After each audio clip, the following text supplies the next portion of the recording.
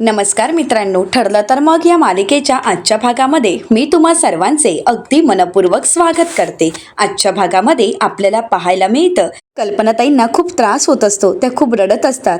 आता विमल त्यांना सावरत असते। कल्पनाताई म्हणतात, विमल, मी देवांना पाण्यात ठेवलं आहे आणि त्यांना निष्ठून सांगितलं आहे माझे सायली अर्जुन खरी यायलाच हवेत, आणि जर मला माझे सायली अर्जुन नाही मिळालेत तर मग मी त्याचं तोंडही पाहणार नाही। काही झालं तरी मी देवघरात पाऊलही ठेवणार नाही।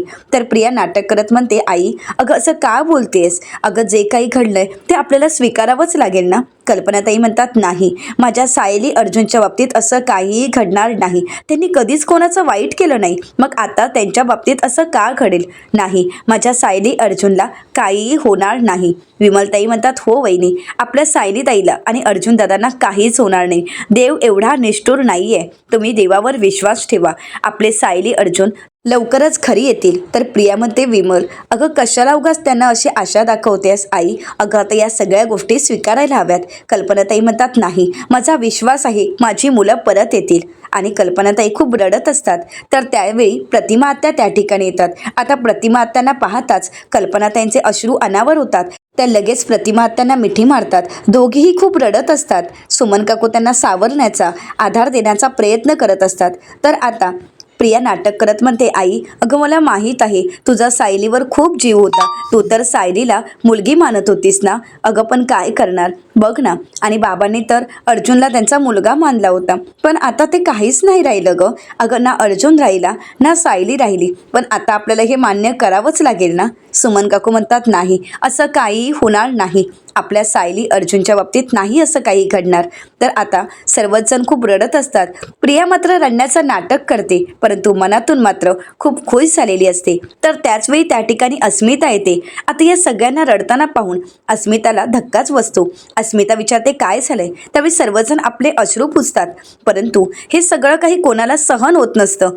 प्रतिमा आत्या खूप रडू लागतात, त्यांना त्यांचे अश्रू आवरणं कठीण झालेलं असतं। तर अस्मिता विचारते, काय झालंय? तुम्ही सर्वजण का रडताय? असं काय घडलंय? परंतु कोणाला काय बोलावं काहीच सुचत नसतं। आता मात्र कल्पनाताईंचेही अश्रू अनावर होतात। अस्मिता म्हणते, तुम्ही सर्वजण एवढा त्रास करून घेताय, एवढे रडताय, म्हणजे नक्कीच काहीतरी गंभीर घडलंय। काय झालंय सांगा ना। कोणी काहीच बोलत नाही। अस्मिता म्हणते, एक मिनिट, मी आता प्रेग्नंट नाहीये, त्यामुळे मी धक्का पचवू शकते, मी खंबीरपणे ऐकून घेण्याच्या मनस्थितीत आहे, प्लीज मला सांगा। तर प्रिया म्हणते, अस्मिता मी तुला काय सांगू, मला काहीच कळत नाही गं। मी फक्त एवढंच सांगेन की तुझं मन घट्ट कर, कारण आता जे काही घडलंय ते ऐकून घेण्याची किंवा सहन करण्याची ताकदही नाही आहे गं कोणात। थांबा, मी सगळ्यांसाठी चहा घेऊन येते, असं म्हणत प्रिया तिथून निघून जाते। तर आता अस्मिता म्हणते, मला वेळ लागेल, काय घडलंय ते तरी सांगा। तर सुमन काकू म्हणतात, अस्मिता बाळा मी सांगते तुला। तर त्यावेळी सुमन काकू अस्मिताला काही सांगणार, परंतु विमलताई पाहतात तर प्रतापराव, रविराज सर सर्वच जण आलेले असतात। विमल म्हणते, साहेब आले आहेत। आता सर्वच जण दरवाजाकडे पाहतात। चैतन्य, अश्विन, प्रतापराव, रविराज सर सर्वच जण दरवाजासमोर उभे असतात। आता प्रतिमा आत्या पुढे येतात आणि रडू लागतात। तर कल्पनाताई म्हणतात, बोला ना, काय झालंय? माझे सायली अर्जुन कुठे आहेत? तुम्ही म्हणाला होता ना की त्यांना घेऊन येणार, पण तुम्ही त्यांना घेऊन नाही ना आलात, का नाही माझ्या सायली अर्जुनला घेऊन आलात? तर इकडे मात्र प्रिया मनातून खुश होते आणि म्हणू लागते, काय सांगणार आहेत हे? सायली अर्जुनची हाडंसुद्धा मिळाली नाही आहेत, कारण राग झाली आहे त्यांची, राग। कल्पी अगं तू आता कितीही वाट पाहिलीस तरीसुद्धा तुझे सायली अर्जुन काही परत येणार नाही। या सुभेदारांना मी पाणी तर पाजलंच आहे, परंतु अजून पाजते, असं म्हणत प्रिया आता पाण्याची ग्लासं भरते आणि घेऊन येत असते। तर इकडे कल्पनाताई प्रतापरावांना जाब विचारत म्हणतात, तुम्ही माझ्याशी खोटं का बोललात? का मला सांगितलं की तुम्ही घेऊन येणार आहात म्हणून? तुम्ही माझ्याशी खोटं बोललात, का खोटं बोललात सांगा ना। तर त्याचवेळी प्रतापराव म्हणतात, नाही कल्पना, मी तुझ्याशी खोटं बोललो नाही, असं म्हणत सर्वच जण बाजूला होतात। आणि त्याचवेळी एंट्री होते, ती म्हणजे सायली अर्जुनची। आता सायली अर्जुनची तिथे एंट्री होताच प्रिया मात्र पूर्णपणे घाबरून गेलेली असते।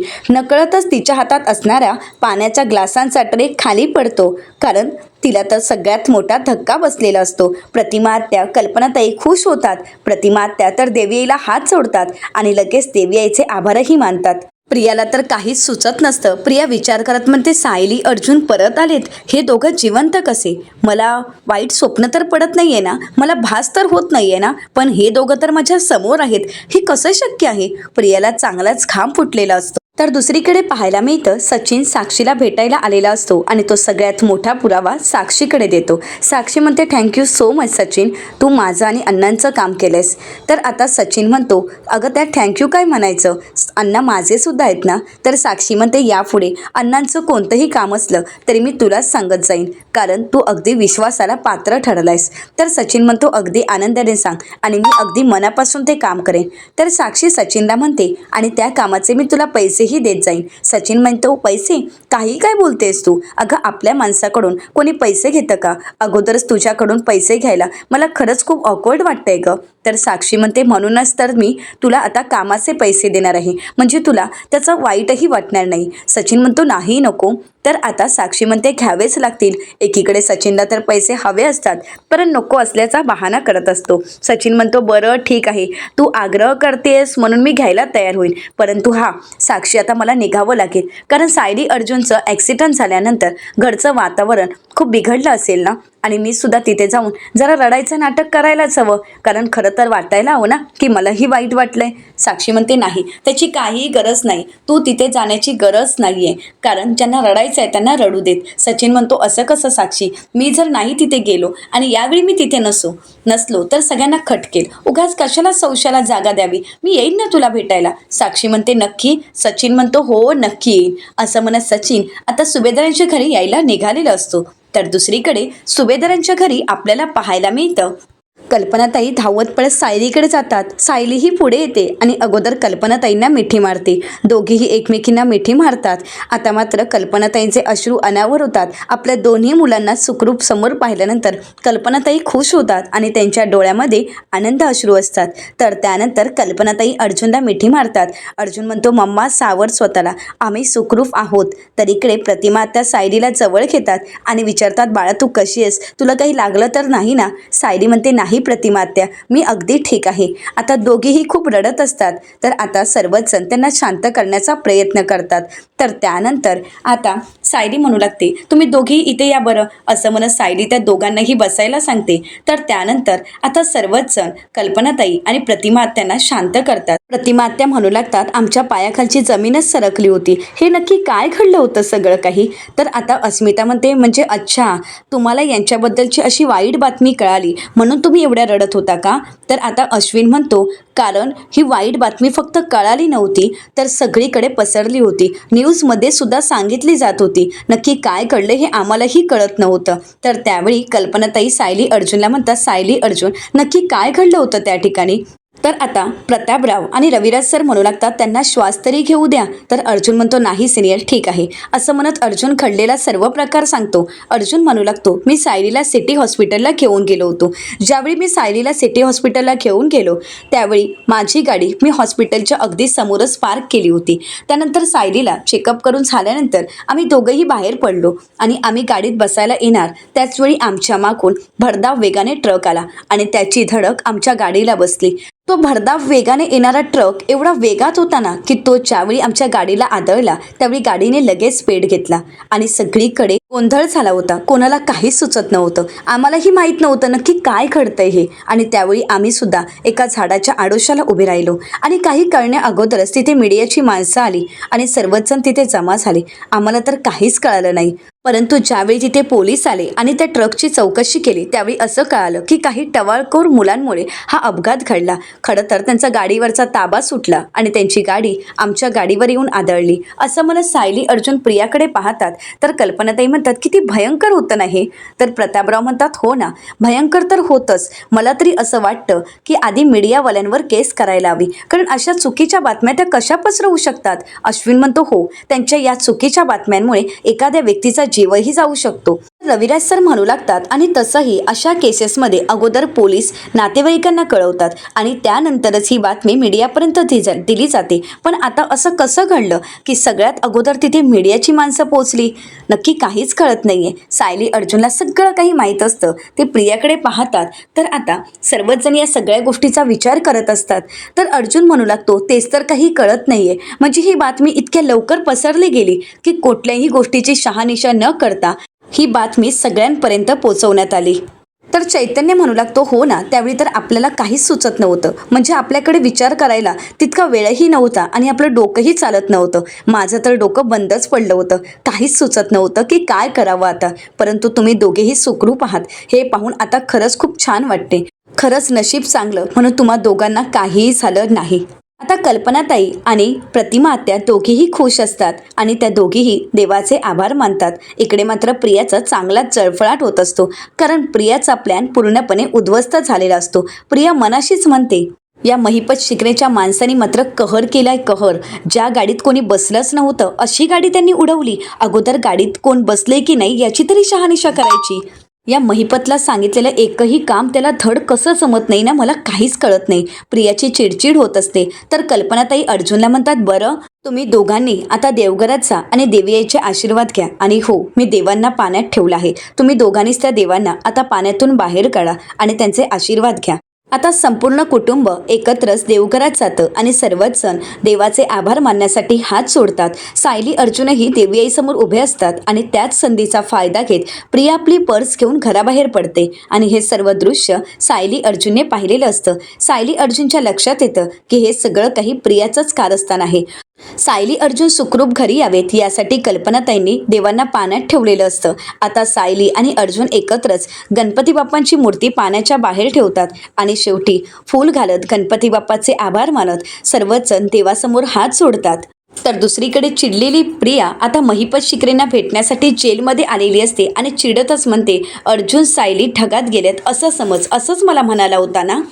मग काय झालं त्याचं, असं म्हणत प्रिया महिपत शिकरेंवर चिडते आणि दरारात त्यांना म्हणू लागते, काय झालं बोला ना. अहो, तुमच्यात जसा दम उरला नाहीये ना तसा तुमच्या शब्दातही दम नाही. परंतु महिपत शिकरे रागानेच प्रियाकडे पाहत असतात. प्रिया महिपत शिकरेंवर आवाज चढवत म्हणते, तुम्ही साधी 2 माणसं मारू शकला नाहीत. कसली माणसं पाळली आहेत. 1-2 माणसं मारायला तुम्हाला साधं जमलं नाही. म्हणूनच तर तुम्ही आयुष्यात काही करू शकला नाही आणि म्हणूनच जेलमध्ये सडताय. तर आता महिपत शिकरे प्रियाला म्हणतात, तुझं थोबाड ना जरा बंद ठेव. प्रिया म्हणते, नाही ठेवणार, नाही ठेवणार थोबाड बंद.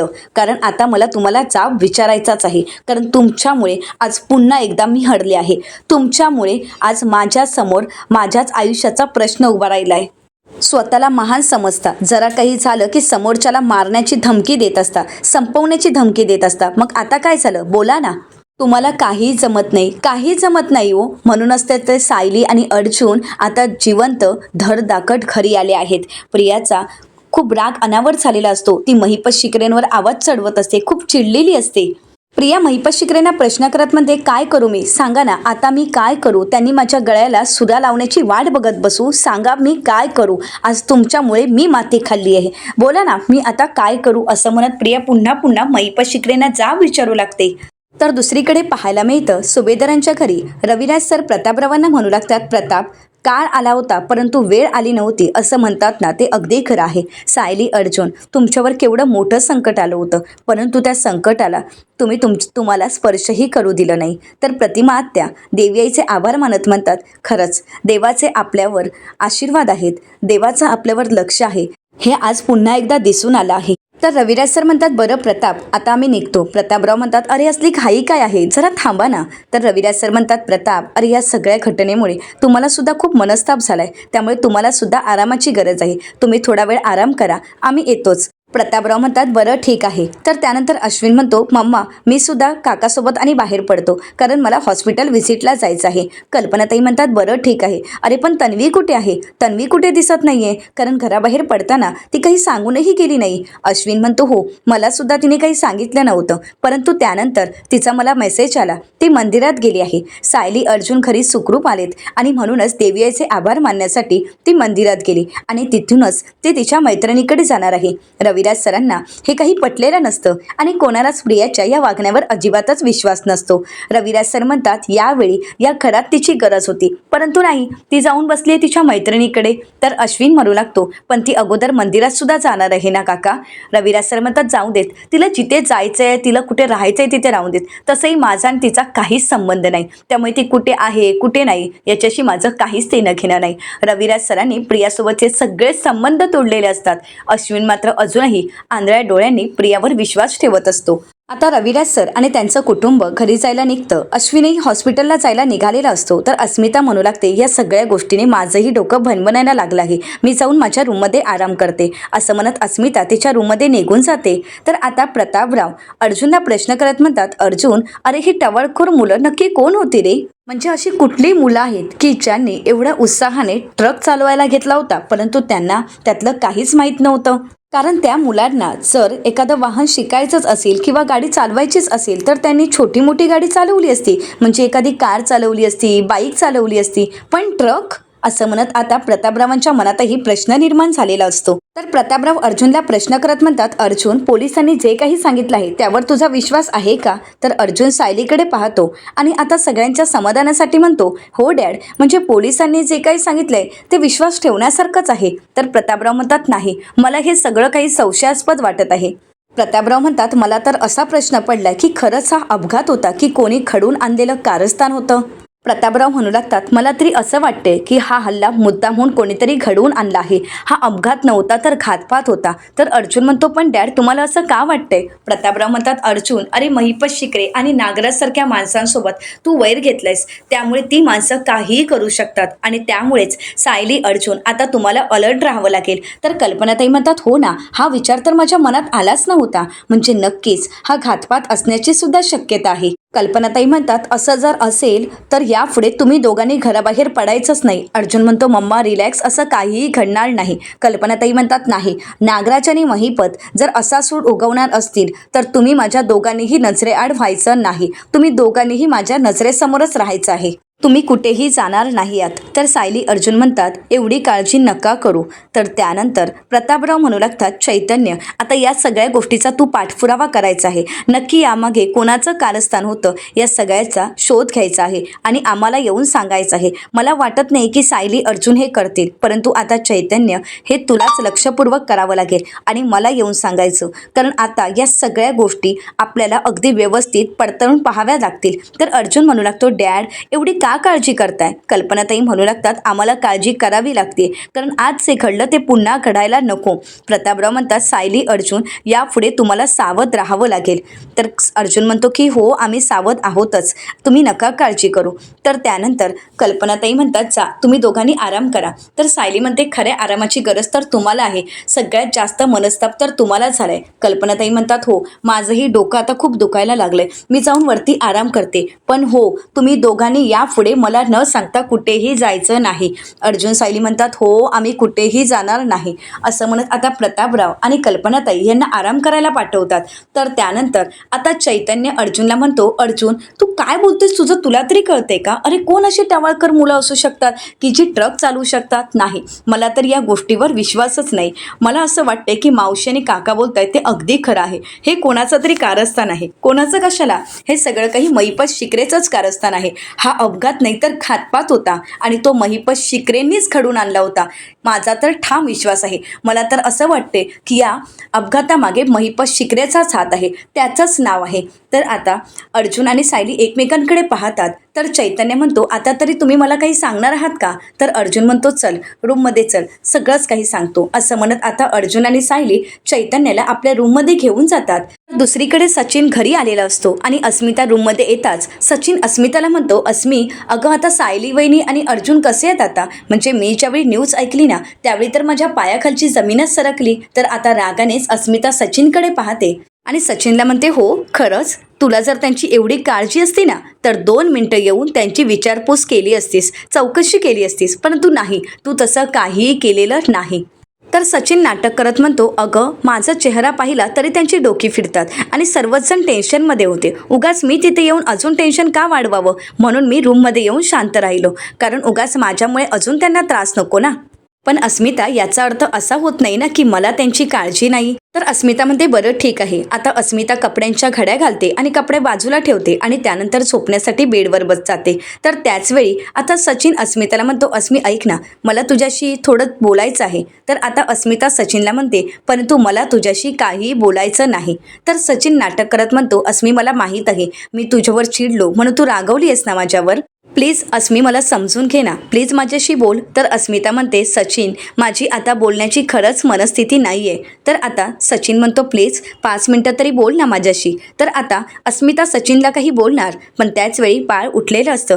बाळ रडायला लागतं. तर आता अस्मिता बाळाला घेते आणि बाळाला शांत करत असते. सचिन आवाज येत म्हणतो अस्मी अगं ऐक ना. परंतु अस्मिता सचिनकडे पाहतही नाही ना त्याच्याशी बोलत. सचिन पुन्हा पुन्हा अस्मिताला आवाज देत असतो, परंतु अस्मिता त्याच्याशी काहीच बोलत नाही. त्यावेळी सचिन मनाशीच म्हणतो या अस्मिताचा रुसवा घालवावाच लागेल, कारण जोपर्यंत माझी सगळी कर्ज फेटत नाहीत तोपर्यंत एकीकडे साक्षी आणि एकीकडे ही अस्मिता, हे दोन्ही चॅनल मला ओपन ठेवावेच लागतील. या दोघांनाही एकत्र मला सांभाळावंच लागेल. असं म्हणत स्वतःच्या फायद्यासाठी आता सचिन अस्मिताचं मन जिंकायचं ठरवतो. अस्मिताला पुन्हा एकदा मनवायचं त्याचा विचार चालू असतो. तर दुसरीकडे सायली, अर्जुन आणि चैतन्य त्यांच्या रूममध्ये येताच चैतन्य म्हणतो सांगा ना नक्की काय घडलं होतं, बोला नक्की काय झालं होतं. तर आता सायली अर्जुन काहीच बोलत नाही. चैतन्य म्हणतो काय झालंय बोला ना. त्यावेळी सायली अर्जुन एकमेकांकडे पाहतात.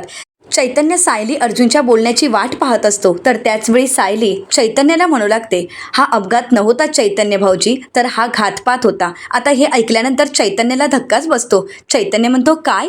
तर अर्जुन म्हणतो की हो, हा आम्हाला मारण्याचा प्रयत्न केला गेला आहे. एक मोठा प्लॅन आखला गेला होता आम्हाला मारण्यासाठी. तर चैतन्य अर्जुनला म्हणतो पण हा एवढा मोठा प्लॅन नक्की कोणी आखला होता. अर्जुन म्हणतो सांगतो, सगळं काही सांगतो. चैतन्य म्हणतो सांग मला लवकरात लवकर सांग, आणि हो आता खाली चल आणि सर्वांना सांग. अर्जुन म्हणतो अरे तू वेडा आहेस का, अगोदरच मम्मा किती पॅनिक झाली होती आणि आता जर आम्ही तसं काही सांगितलं तर मग डॅडसुद्धा पॅनिक होतील. तर आता सायली म्हणते आणि आम्हाला कोणालाही त्रास द्यायचा नाही, विशेषतः मम्मा डॅडला तर अजिबातच नाही. आई बाबांना कोणत्याही प्रकारचा त्रास झाला तर आम्ही ते सहन नाही करू शकत. तर आता चैतन्य म्हणतो पण तुम्हालाही कसं कळालं, म्हणजे हे सगळं काही कोणीतरी घडून आणलं ही कशावरून. खरं तर हे घडून आणलं हे मलाही कळतंय, परंतु नागराज किंवा महिपत शिकरे दोघेही जेलमध्ये आहेत. मग तुमच्या जीवावर नक्की कोण उठलंय, हा प्लॅन कोणी केला होता. अर्जुन म्हणतो की हो सांगतो. तर चैतन्य म्हणतो पण तुम्हाला कळालं कसं की हा घातपात घडून आणला गेला होता. तर अर्जुन म्हणतो की तेच तर मी तुला सांगण्याचा प्रयत्न करतोय. चैतन्य, मी आणि सायली हॉस्पिटलला जायला निघालो होतो त्याचवेळी तर आता अर्जुनला ॲडव्होकेट पटवर्धन यांनी फोन केलेला असतो. तर अर्जुन म्हणतो बोला ना ॲडव्होकेट पटवर्धन. त्यावेळी ते म्हणतात ॲडव्होकेट अर्जुन सुभेदार, तुम्ही महिपत शिकरे आणि नागराज यांचे सगळे गुन्हे जगासमोर आणले आणि त्यांना जेलमध्ये टाकलं. खूप यासाठी मेहनत घेतली, परंतु तुमच्याच घरातील एक व्यक्ती त्यांना आता सोडवण्याचा प्रयत्न करत आहे. आता हे ऐकून सायली अर्जुनला धक्काच बसतो. अर्जुन त्यांना प्रश्न करत म्हणतो कुठली व्यक्ती. तर त्यावेळी ॲडव्होकेट पटवर्धन अर्जुनला म्हणतात की तुमच्या भावाची बायको म्हणजेच तन्वी अश्विन सुभेदार. अर्जुनला धक्काच बसतो. अर्जुन विचारतो काय. तर ते म्हणतात की हो, कारण त्या स्वतः माझ्याकडे आल्या होत्या आणि त्यांनी मला सांगितलं की एका आठवड्याच्या आत त्या दोघांना काहीही करून जामिनावर तरी सोडवायचंच. आता हे ऐकल्यानंतर सायली अर्जुन दोघंही एकमेकांकडे पाहतात. दोघांनाही धक्का बसतो. आता हे सगळं ऐकल्यानंतर सायली अर्जुनपेक्षा इथे चैतन्याला धक्का बसतो. चैतन्य म्हणतो काय, ही प्रिया त्या नागराज आणि महिपतला सोडवणार आहे. तर सायली अर्जुन म्हणतात की हो, त्यासाठीच तिची धडपड चालू आहे. तर चैतन्य सायली अर्जुनला म्हणतो एवढं सगळं झाल्यानंतर ती हा विचार करते. तर सायली म्हणू लागते चैतन्य भाऊजी, हे प्रकरण जितकं सोपं वाटतंय तितकं सोपं आणि साधं नाहीये, पुढे ऐका यापेक्षाही भयंकर आहे. तर अर्जुन म्हणतो मला हे सगळं काही फोनवर बोलायचं नव्हतं आणि म्हणूनच मी ॲडव्होकेट पटवर्धन यांच्या ऑफिसमध्ये गेलो आणि तिथे तर मला एक वेगळीच गोष्ट कळली. तर आता चैतन्य विचारतो कुठली. तर अर्जुनला तो सगळा प्रसंग आठवतो. अर्जुन आणि सायली ॲडव्होकेट पटवर्धन यांच्या ऑफिसला गेलेले असतात. त्यावेळी ॲडव्होकेट पटवर्धन त्यांना म्हणतात, ॲडव्होकेट पटवर्धन सायली अर्जुनला म्हणतात ज्यावेळी ती इथे आली त्यावेळी तिने मला पैसे ऑफर केलेत आणि तुमचेच विरोधक असणारे म्हणजे तुम्ही ज्यांना जेलमध्ये टाकलं त्यांना तुमच्याच भावाची बायको सोडवण्याचा प्रयत्न करते. हे ऐकून मी तर चक्रावून गेलो होतो. मला तर काहीच कळत नव्हतं, परंतु ज्यावेळी ते पुढे असं काहीतरी बोलली त्याने तर मी अजून घाबरून गेलो. मला तर काहीच सुचलं नाही. तर आता सायली आणि अर्जुन हे सगळं ऐकत असतात. अर्जुन म्हणतो नक्की ती पुढे काय म्हणाली. तर आता ॲडव्होकेट पटवर्धन सांगणार. तर सायली म्हणते माफ करा साहेब, परंतु तुम्ही जे काही बोलणार आहात ते मोबाईलमध्ये व्हिडिओ करून घेतला तर चालेल का, कारण प्रिया नक्की काय बोलली याचा आमच्याकडेही पुरावा राहील. तर ॲडव्होकेट पटवर्धन म्हणतात हो हो काहीच हरकत नाही. आता सायली व्हिडिओ करायला घेते. तर ॲडव्होकेट पटवर्धन घडलेला सर्व प्रकार सायली अर्जुनला सांगू लागतात. आता ॲडव्होकेट पटवर्धन घडलेला प्रसंग सांगत म्हणतात, खरं तर तन्वी सुभेदार यांना महिपत शिकरे आणि नागराज किल्लेदार यांना सोडवण्याचा बहाणा करायचा होता. कारण पुढे त्यांनी असं काहीतरी सांगितलं की फक्त महिपत शिकरे आणि नागराज यांना विश्वास संपादन करून द्यायचा आहे की हो मी त्यांना 8 दिवसात सोडवणार आहे, परंतु बाहेर मात्र मोठा घातपात अपघात घडवून आणायचा आहे. तर अर्जुन म्हणतो ॲक्सिडंट, पण कोणाचा? तर त्यावेळी ॲडव्होकेट पटवर्धन म्हणू लागतात, त्यांनी तुम्हा दोघांचं नाव घेतलं. आता हे ऐकल्यानंतर सायली अर्जुनच्या पायाखालची जमीनच सरकते. त्या दोघांनाही धक्का बसतो.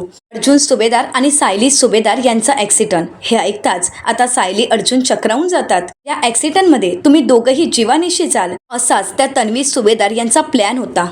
खरं तर त्या महिपत आणि नागराजला तिला कधीच जेलमधून सोडवायचं नव्हतं, पण तुम्हाला मात्र तिला संपवायचं आहे. त्या दोघांना जेलच्या बाहेर काढायचं नाही, परंतु त्यांच्या मदतीने तुमचा काटा काढायचा आहे. तर आता सायली त्यांना प्रश्न करत म्हणते, पण तुम्ही हे सर्व आम्हाला सांगाल अशी तिला शंका आली नव्हती का? तर ॲडव्होकेट पटवर्धन म्हणतात, आली होती ना, तिला शंका आली होती आणि म्हणूनच तिने आम्हाला तोंड बंद ठेवण्यासाठी मला वेगळे पैसे दिले होते. पण गप्प राहणं हे माझ्या मनाला पटलं नाही, कारण तुम्हा दोघांच्या जीवाचा प्रश्न होता. वी सुभेदार यांचा अजून एक प्लॅन होता. सायली म्हणते अजून एक प्लॅन? तर ॲडव्होकेट पटवर्धन म्हणतात की हो, तिने नागराजच्या गुंडांसोबत तिचं झालेलं मोबाईलवरचं बोलणं रेकॉर्डिंग पाठवलं होतं आणि त्यावर ती म्हणाली होती की इथे नागराज किंवा महिपत शिकरे यांचा आवाज वापरायचा. म्हणजेच याचा अर्थ ॲक्सिडंटचा सगळा आरोप ती महिपत आणि नागराज यांच्यावर घालणार होती आणि स्वतः मात्र सही सलामत यातून बाजूला होणार होती.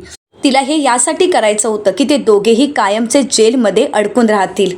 तुम्ही हॉस्पिटलमध्ये जाणार आहात, तिचं लोकेशनसुद्धा तिला माहीत आहे आणि हा अपघात हॉस्पिटलच्या बाहेर घडवायचा हा सुद्धा सगळ्यात मोठा प्लॅन आहे. ते सगळं रेकॉर्डिंग माझ्याकडे आहेच. तर अर्जुन म्हणू लागतो, खरंच आमच्याच घरातली एक व्यक्ती आमच्या जीवावर उठली आहे हे तर आम्हाला आता कळालंच, परंतु तुमच्यासारखे वकील या न्यायव्यवस्थेत आहेत आणि म्हणूनच या न्यायव्यवस्थेत अजूनही सत्य टिकून आहे. खरंच तुम्ही जे केलं ते योग्य केलं. तुम्ही एक काम कराल का? तुमच्याकडे जे प्रियाने रेकॉर्डिंग पाठवलंय ते सुद्धा मला पाठवाल का? तर ॲडव्होकेट पटवर्धन म्हणतात की हो नक्कीच. सायलीसुद्धा अगदी मनापासून त्यांचे आभार मानते आणि आता सायली अर्जुन हॉस्पिटलला जायला निघालेले असतात. आता मात्र चैतन्याचाही पारा चढलेला असतो. चैतन्य म्हणू लागतो, तिची इथपर्यंत मजल गेली म्हणजे तिला तुम्हा दोघांचा जीव घ्यायचा आहे. तर सायली चैतन्याला म्हणू लागते, चैतन्य भाऊजी, प्रिया असं काहीतरी करून बसते की आपल्याला वाटतं की ही कुठल्या थराला जाऊ शकते, परंतु त्यानंतर आपल्याला जी सत्य बाजू कळते त्यावेळी नंतर असं कळतं की एवढी नीच मुलगी आहे. म्हणजे आता जे आपल्याला कळालं ती फक्त झलक होती का? पण खरं तर इथून पुढे तिची खरी राक्षस वृत्ती दिसणार आहे. तर दुसरीकडे आता प्रिया महिपत शिकरेनामध्ये तुम्हाला काही करून जेलमधून सुटायचं होतं ना, पण तुम्हाला काय वाटतंय मी तुमच्या तालावर नाचणारी बाहुली आहे का? तुम्ही ना आयुष्यभर आणि मरेपर्यंत इथेच चढणार, असं म्हणत प्रिया आता महिपत शिकरेंवर आवाज चढवत असते. प्रिया महिपत शिकरेंना म्हणते, खरं तर तुमची हीच लायकी आहे, तुम्ही मरेपर्यंत इथेच चढाल आणि मेल्यानंतर ना तुमची प्रेतं कुठल्या तरी समुद्रात फेकली ना तर बरं होईल. मात्र महिपत शिकरे चिडतात, प्रियाचा गळा आवळतात आणि म्हणतात, काय म्हणालीस? मी म्हणतो ते करत नाही का? अगं मी जे बोलतो ना तेच करून दाखवतो. मग आता तुझं नशीब समज, मी जेलमध्ये सडून राहावं लागेल, कारण मी जर बाहेर आलो ना तर पहिला जीव तुझा घेणार आहे. त्यामुळे देवासमोर नाक रगड, नाक घास आणि म्हण या दोघांना जेलमध्येच सडू देत, नाहीतर तुझा श्वास बंद होईल. तुझा जर श्वास चालू राहायला हवा ना तर मी जेलमध्ये असेल ना तरच बरं होईल. आता मात्र महिपत शिकरे सुद्धा खूप चिडलेले असतात. नागराज महिपत शिकरेंना म्हणतो, आवड अजून तिचा गळा आवड, अजिबात सोडू नकोस, जीव जाईपर्यंत गळा आवड. आता मात्र प्रिया पूर्णपणे घाबरून गेलेली असते. ती सोडायला सांगत असते, परंतु महिपत शिकरे काही प्रियाला सोडत नसतात. तर दुसरीकडे सुभेदारांच्या घरी आपल्याला पाहायला मिळतं की आता चैतन्याला सगळं काही समजताच चैतन्य म्हणू लागतो, तिची इथपर्यंत मजल गेली, परंतु सायली अर्जुन आज पटवर्धन वकिलांमुळे तुम्ही वाचला आहात, नाहीतर त्या प्रियाने काय केलं असतं. तर अर्जुन आता चैतन्याला म्हणतो, रिलॅक्स, ती प्रिया आमचं काही वाकडं करू शकत नाही, कारण आता आम्ही 2 पावलं तिच्या पुढे आहोत. तर चैतन्य अर्जुनला म्हणतो, मला शांतपणे सांग, तुम्ही या सगळ्यातून कसे बाहेर पडलात? म्हणजे ॲडव्होकेट पटवर्धन यांनी नका जाऊ म्हटलं तरीसुद्धा तुम्ही तिथे का गेला होता? या सगळ्याचा अंदाज असूनसुद्धा तुम्ही का तिथे गेलात? नक्की पुढे तिथे काय घडलं? प्लीज मला सगळं काही कळू देत. तर येणाऱ्या पुढील भागामध्ये आपल्याला पाहायला मिळतं चैतन्य सायली अर्जुनला म्हणतो, प्रियाला नक्कीच अंदाज आला असेल की तुम्ही तिच्या विरुद्ध पुरावे शोधतायत, मग ती नक्कीच तुमच्या विरुद्ध कारस्थान करू शकते. सायली म्हणते मान्य आहे चैतन्य भाऊजी, यावेळी जे घडलं ते पुढच्या वेळीही घडू शकते. तर दुसरीकडे आता सायली आणि अर्जुन प्रियाच्या समोर जातात. तर प्रिया म्हणू लागते, तुम्हाला काय वाटतं, मी हरले आहे पण नाही, या पुढचे वार मी झेलून दाखवेन. तर आता सायली म्हणते झेलून दाखवच, कारण आता तुझ्यावर असे काही सफासफ वार होणार आहेत ना की तुला कुठे लपून बसू हेही कळणार नाही. तर अर्जुन म्हणतो, मी तुला शब्द देतो प्रिया, पुढच्या काही दिवसात तुझं सत्य सगळ्यांसमोर असेल. आता सायली अर्जुनने प्रियाला ओपन चॅलेंज केलेलं असतं. तर आता सायली अर्जुन प्रियाचं सत्य सगळ्यांसमोर कशा प्रकारे आणतील आणि प्रियाचे 3 तराक कसे वाजवतील हे आपल्याला पाहायला रंजक ठरणार आहे. मित्रांनो, अशाच मालिकांचे नवनवीन अपडेट पाहण्यासाठी चॅनलला नक्कीच सबस्क्राईब करा. धन्यवाद.